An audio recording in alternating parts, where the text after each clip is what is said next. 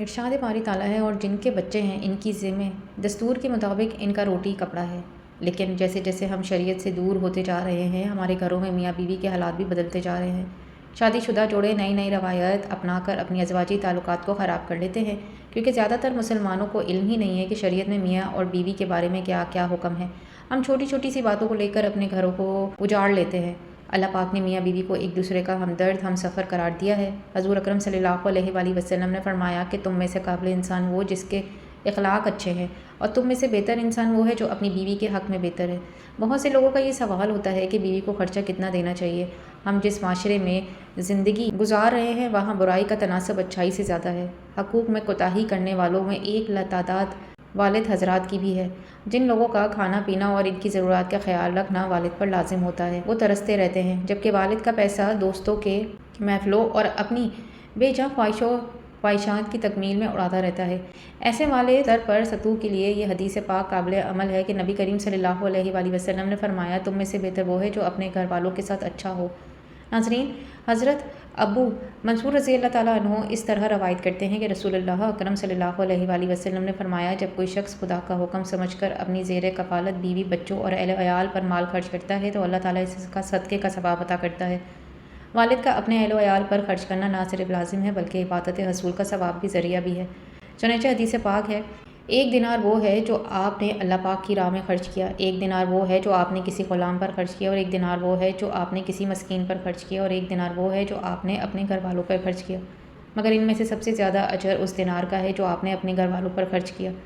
اس حدیث سے اندازہ لگایا جا سکتا ہے کہ دنیا کے ہر اچھے کام پر پیسے لگانے سے بھی زیادہ افضل ہے کہ ہم پہلے اپنی بیوی بچوں اور اہل عیال پر پیسے خرچ کریں۔ جس طرح اپنے بال بچوں پر خرچ کرنا لازم و ثواب کا کام ہے، اسی طرح اہل عیال پر خرچ نہ کرنا بھی، استطاعت کے باوجود ان کے خرچوں میں تنگی کرنا گناہ بھی ہے، اور ان کی حق تلفی بھی۔ جو لوگ گھر والوں پر خرچ نہیں کرتے ان کے بارے میں نبی کریم صلی اللہ علیہ وآلہ وسلم کا فرمان ہے، آدمی کے گنہگار ہونے کے لیے یہی کافی ہے کہ وہ ایسے لوگوں کو محروم رکھے جن کا خرچ اس کے ذمہ ہو۔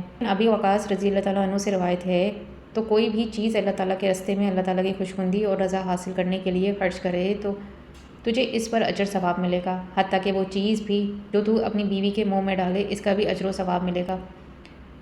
معزز ناظرین، اب رہا یہ سوال کہ بیوی بچوں پر ہم کتنا خرچ کرنا چاہیے۔ اس کا قرآن میں موجود ہے۔ اللہ پاک فرماتے ہیں، اور یہ وہ لوگ ہیں جب وہ خرچ کرتے ہیں تو ان میں اسراف فضول خرچی نہیں کرتے اور نہ ہی اس میں کنجوسی سے کام لیتے، اور وہ ان دونوں کے درمیان کا رستہ اختیار کرتے ہیں۔ اس سے ہم بآسانی سمجھ سکتے ہیں کہ ہمیں ہر کام میں عدل کا رستہ اختیار کرنا چاہیے۔ ویسے بھی جب میاں بیوی پر خرچ کرنا صدقہ ہے تو ہمیں اس میں کسی قسم کی کنجوسی نہیں کرنی چاہیے اور اپنی وسعت کے مطابق خرچ کرتے رہنا چاہیے۔ حضرت ابو ہریرہ رضی اللہ تعالیٰ عنہ نے فرمایا کہ اللہ تعالیٰ کے نبی صلی اللہ علیہ وآلہ وسلم نے فرمایا کہ جب کوئی انسان اپنے گھر والوں پر اللہ تعالیٰ کی خوشی حاصل کرنے کے لیے خرچ کرتا ہے تو وہ صدقہ ہوتا ہے۔ اس سے ظاہر ہوتا ہے کہ ہم کو چاہیے کہ ہم اپنے گھر والوں کی ضروریات زندگی کے لیے خرچ کرنے سے ہاتھ نہ کھینچیں، کیونکہ آج کل کے معاشرے میں ایسا دیکھنے کو ملتا ہے کہ خاوند اپنے بچوں اور بیوی کو ہر وقت خرچے کے لیے متعلق ڈانٹ پٹک کرتا رہتا ہے۔ کچھ لوگ تو اپنی بیوی بچوں کو اپنی کمائی سے ایک روپیہ دینا بھی گوارا نہیں کرتے۔ نبی اکرم صلی اللہ علیہ وآلہ وسلم کا فرمان ہے کہ تم میں سے ہر کسی کی اپنی رعایا کے بارے میں جواب دینا ہوگا۔ خاوند اپنی بیوی بچوں اور گھر کی ذمہ داریوں کے متعلق اللہ تعالیٰ کے یہاں جواب دینا ہوگا۔ بیوی اپنے خاوند اور بچوں کی ذمہ داریاں نبھاتے ہوئے اپنے واجبات کے جواب دہ ہوگی۔ اللہ تعالیٰ نے ہر انسان کو عقل شعور والا پیدا کیا ہے، اس کو اپنی ذمہ داریوں کے متعلق علم ہوتا ہے کہ اللہ تعالیٰ نے میرے ذمے میرے گھر والوں کو کون سی ذمہ داریاں لگائی ہوئی ہیں۔ اگر خاوند کی کمائی کے ذریعے اچھے ہیں تو اس کو چاہیے کہ وہ اپنے گھر والوں پر کھلے دل کے ساتھ خرچ کرے، اگر وہ غریب ہے تو اپنی گنجائش کے مطابق اپنی فیملی پر خرچ کرتا رہے۔ خاوند پر بیوی کے حقوق اس وقت ہی شروع ہو جاتے ہیں جب اس کا نکاح اپنی بیوی سے پڑھایا جاتا ہے، اس کا حق مہر لکھا جاتا ہے اور خاوند پر لازم ہو جاتا ہے کہ وہ اپنی بیوی کا حق مہر ادا کرے۔ اگر وہ اپنی بیوی کا حق مہر نہیں ادا کرتا تو آخرت کے دن اللہ تعالیٰ ایسے انسان کو ضرور اس کے بارے میں سوال پوچھے گا۔ ناظرین گرامی، اس طرح بیوی کو بھی چاہیے کہ شوہر کی اطاعت کرے۔ کریم صلی اللہ علیہ وآلہ وسلم نے فرمایا کہ دنیا میں وہ بیوی سب سے اچھی ہے جس کو اس کا خاوند دیکھ کر خوش ہو جائے۔ جب اپنی بیوی کو حکم کرے تو بیوی فوراً اس کی پیروی کرنے کے لیے تیار ہو جائے اور اپنے شوہر کی کمائی دیکھ کر اس کو اپنی ضروریات زندگی کے متعلق اپنی خواہشات کو پورا کیا کرے۔ حضور اکرم صلی اللہ علیہ وآلہ وسلم نے فرمایا کہ جب بیوی 5 نمازوں کی پابندی کے ساتھ ادا کرتی، روزے رکھتی اور زکوٰۃ ادا کرتی اور اپنے خاوند کی اطاعت کرتی ہے تو وہ جنت کے جس دروازے سے چاہے داخل ہو سکتی ہے۔ اللہ اکبر۔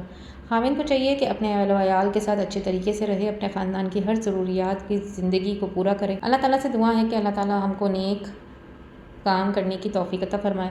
ناظرین، اگر آپ کو یہ ویڈیو پسند آئی ہو تو اپنے فرینڈز اینڈ فیملی کے ساتھ بھی لازمی شیئر کریں، اور کمنٹ میں اللہ تعالیٰ کے خوبصورت 99 ناموں میں سے ایک نام ضرور ٹائپ کرتے جائیے گا۔ ملتے ہیں نیکسٹ ویڈیو میں۔ اللہ حافظ۔